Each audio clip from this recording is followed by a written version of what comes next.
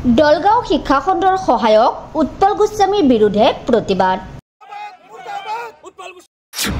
দলগাঁৱত প্ৰতিবাদত বহিল প্ৰাথমিক বিদ্যালয়ৰ শ শ শিক্ষক।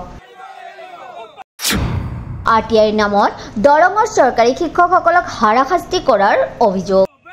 আজি দলগাঁও খিয়ালমাৰী খণ্ড প্ৰাথমিক শিক্ষা বিষয়াৰ কাৰ্যালয় চৌহদত সাব্যস্ত কৰিলে প্ৰতিবাদ। শিক্ষা বিষয়াক প্ৰদান কৰিলে স্মাৰক পত্ৰ।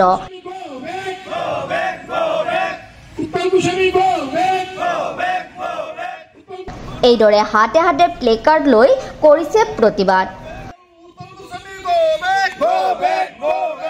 উৎপল গোস্বামী হাই হাই উৎপল গোস্বামীক বদলি কৰক, আমাক শিক্ষকৰ সম্পূৰ্ণ মৰ্যাদা দিয়ক, আমাৰ দাবী মানিব লাগিব, আমাৰ দাবী ন্যায্য দাবী আদি ধ্বনিৰে উত্তাল কৰি তুলিলে দলগাঁও খিয়ালমাৰী খণ্ড প্ৰাথমিক শিক্ষা বিভাগৰ কাৰ্যালয়। দলগাঁও খণ্ড প্ৰাথমিক শিক্ষা বিভাগক দিলে স্মাৰক পত্ৰ। এই স্মাৰক পত্ৰৰ জৰিয়তে উত্থাপন কৰিলে উৎপল গোস্বামীক বদলীকৰণৰ দাবী। ভিন্ন সময়ত শিক্ষকক হাৰাশাস্তি আৰু মানসিক চাপ দিয়াৰ অভিযোগ। শতাধিক শিক্ষকে অংশ লয় এই প্ৰতিবাদত।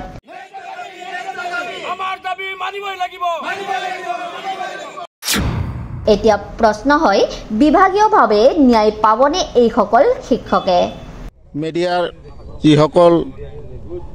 মান্যবৰ ব্যক্তিসকল আহিছে তেখেতসকললৈ মোৰ তৰফৰ পৰা, আমাৰ শিক্ষক সন্মিলনীৰ তৰফৰ পৰা আপোনালোকক ধন্যবাদ জ্ঞাপন কৰিছোঁ। আমাৰ প্ৰতিবাদী কাৰ্যসূচী এইকাৰণে ল'ব লগা হ'ল, যোৱা 5 তাৰিখত ডিলিং এছিষ্টেণ্ট যিজন উৎপল গোস্বামী, এওঁক এই অফিচৰ পৰা বদলীকৰণ কৰিছিল। সেই হিচাপে আমি আমাৰ খণ্ড বিষয়াক যোৱা 13 তাৰিখত আমি এখন মেমৰেণ্ডাম দিছিলোঁ আৰু তেওঁ যাতে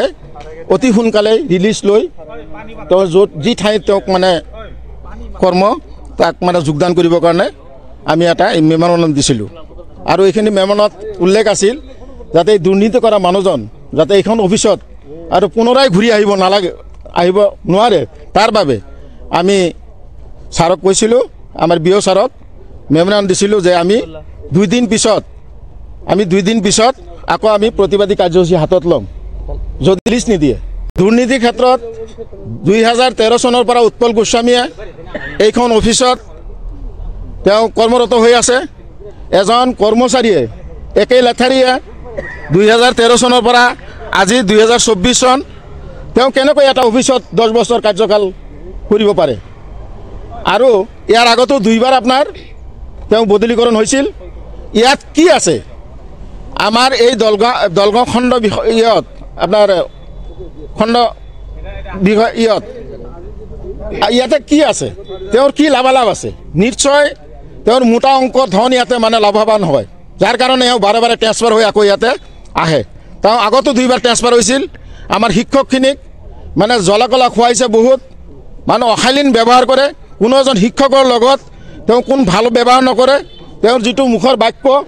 বৰ অতিকৈ মানে দুখজনক কথা, সেইবিলাক ভাষা আমাৰ মুখৰে কেতিয়াও নাহিব। 19 তাৰিখে আমাৰ বিঅ' ৰিলিজ দিছে। আকৌ তেওঁ কি কৰিছে?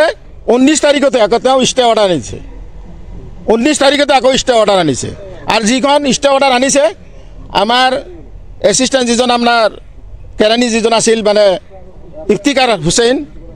হুছেইনৰ ঠাইত তেওঁ আহিছে আৰু ইফতিকাৰ হুছেইনক আবকাৰী বিভাগ যিটো আছে তেওঁক তাতে বদলীকৰণ কৰা বুলি আমি গম পাইছোঁ।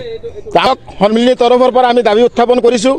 এনেকুৱা দুৰ্নীতি বিষয়ে আমাৰ অফিচত নালাগে। আমাৰ শিক্ষকখিনিক বহুত অশান্তি দিছে, বহুত কষ্ট দিছে, মানসিকভাৱে বহুত চাপ দিছে। আপোনাৰ কেইবাবাৰো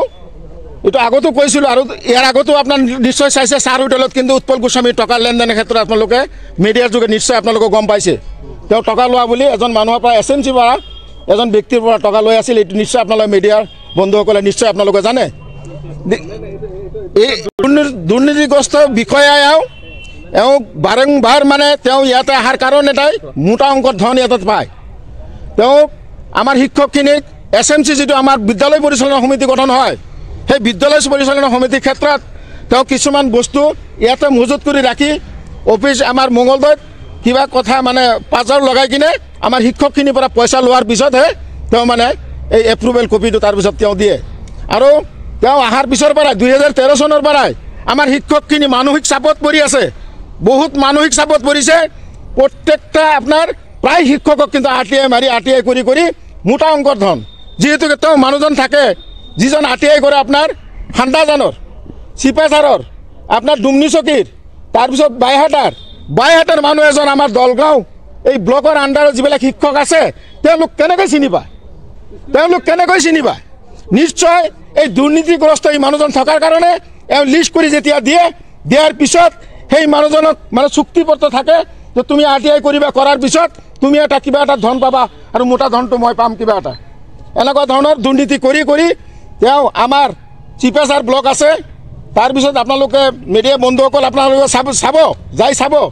চিপাঝাৰ আছে কালাইগাঁও আছে আজিলৈকে কোনো ধৰণৰ RTI কোনো বস্তু নাই আজিলৈকে কোনো RTI বস্তু নাই অকল একমাত্ৰ আমাৰ দলগাঁও ব্লকৰ আণ্ডাৰ RTI সেইখিনি পইচা কৰি দিয়ে উদ্যোগ কৰাৰ পিছত মোটা অংকৰ ধন লৈ পেলাই উদ্যোগ কৰি দিয়ে আমি দাবী আমাৰ শিক্ষক সন্মিলনীৰ তৰফৰ পৰা আমি দাবী উত্থাপন কৰিছোঁ অতি সোনকালে এই উৎপল গোস্বামীক ইয়াৰ পৰা বদলীকৰণ কৰিব লাগে অন্যথাই আমি প্ৰতিবাদী কাৰ্যসূচী আমি হাতত লৈয়ে থাকিম 2013 আমাৰ এই দলগাঁও খণ্ড প্ৰাথমিক শিক্ষা বিষয়ৰ কাৰ্যালয়ত উৎপল গোস্বামী নামৰ জুনিয়ৰ এছিষ্টেণ্ট এজন মানে জইন কৰে তেওঁ জইন কৰাৰ দিনৰ পৰাই মানে আমাৰ শিক্ষকসকলৰ যিটো হাৰাশাস্তি তেতিয়াৰ পৰা আৰম্ভ হ'ল কথা হ'ল RTI ৰাইট টু এডুকেশ্যন ইনফৰমেশ্যনৰ যিটো জৰিয়তে মানে তথ্য জনাৰ অধিকাৰ এই তথ্য জনাৰ অধিকাৰৰ জৰিয়তে মানে ক'ত চিপাঝাৰ ক'ত ডুমনিচুকী ক'ত খান্দাজান মানুহখিনি আমাৰ এই দলগাঁও অঞ্চলৰ কোন স্কুল ক'ত আছে কেনেকৈ জানে তাৰমানে আমি তাৰপিছত চালি জাৰি চাইছোঁ এয়া এই উৎপল গোস্বামীৰ জৰিয়তে সম্পূৰ্ণ তথ্যখিনি দূৰৰ মানুহখিনি পায় তেওঁলোকৰ লগত কিবা কমিশ্যনৰ লেনদেন আছে সেই হিচাপে তেওঁ RTI কৰায় আৰু শেষত যায় তেওঁ নিজে থাকি আমাৰ দিয়াৰ পিছত মিলাই কিবা পাৰ্চেণ্টেজৰ ভিত্তিত আৰু দ্বিতীয় কথা হৈছে আমাৰ SMC বিলাক যেতিয়া গভৰ্ণমেণ্টে কৰিব দিয়ে তেনে ক্ষেত্ৰত SMC খিনি ৰাইজে বাছনি কৰি দিয়ে শিক্ষকে বাছনি নকৰে এই SMC খিনি আমি বিয়ৰ থৰিটি আমি ডিষ্ট্ৰিক্ট অফিচলৈ প্ৰেৰণ কৰা হয় কিন্তু ডিষ্ট্ৰিক্ট অফিচত যোৱাৰ পিছত এই SMC খিনি এপ্ৰুভ হৈ আহোঁতে 2 মাহ 3 মাহ সময় গুচি যায় আমাৰ শিক্ষকখিনি মিড ডে মিল চলোৱাত বিভিন্ন মানে সমস্যা সমাধানৰ ক্ষেত্ৰত অসুবিধাৰ সন্মুখীন হয় তেতিয়া আমাৰ বিভাগ কাৰ্যালয়ত যেতিয়া খবৰ লোৱা হয় বিভিন্ন অজুহাত দেখায় যে এনেকুৱা আৰে ৰাইজে এটা সমিতি গঠন কৰি দিছে এইটো গভৰ্ণমেণ্টে এপ্ৰুভ দিব এইটো অৰ্ধ গভৰ্ণমেণ্ট তেনে ক্ষেত্ৰত মানে পইচাৰ এটা লেনদেন চলে